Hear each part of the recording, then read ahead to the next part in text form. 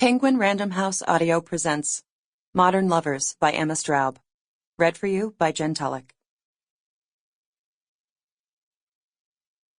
If I could settle down, then I would settle down. Pavement. You can't help yourself, but neither can we.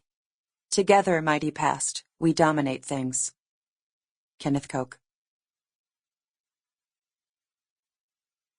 Part 1.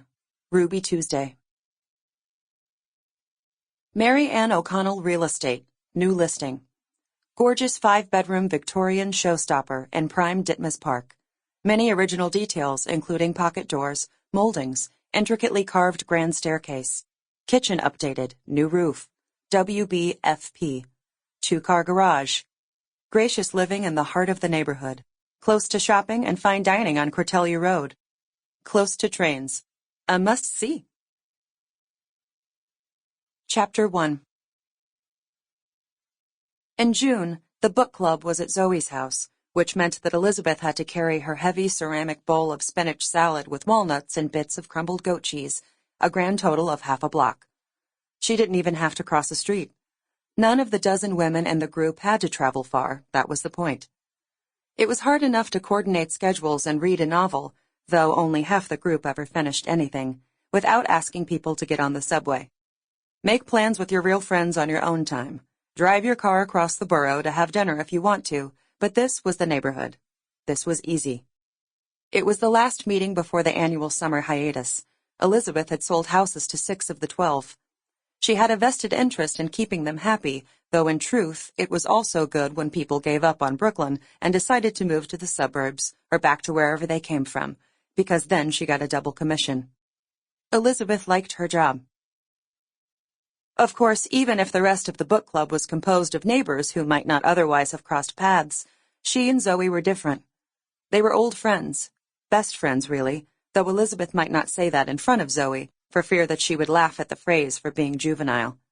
They'd lived together after college way back in the Stone Age in this very same house, sharing the rambling Victorian with Elizabeth's boyfriend, now husband, and 2 guys who had lived in their co-op at Oberlin. It was always nice to carry a big bowl of something homemade over to Zoe's house, because it felt like being back in that potluck-rich, money-poor twilight zone known as one's 20s. Ditmas Park was 100 miles from Manhattan, in reality 7, a tiny little cluster of Victorian houses that could have existed anywhere in the United States, with Prospect Park's parade grounds to the north and Brooklyn College to the south. Their other friends from school were moving into walk-up apartments in the East Village, or into beautiful brownstones in Park Slope, on the other side of the vast green park. But the 3 of them had fallen in love with the idea of a house, and so there they were, sandwiched between old Italian ladies and the projects. When their lease was up, Zoe's parents, an African-American couple who'd made their tidy fortune as a disco duo, bought the place for her.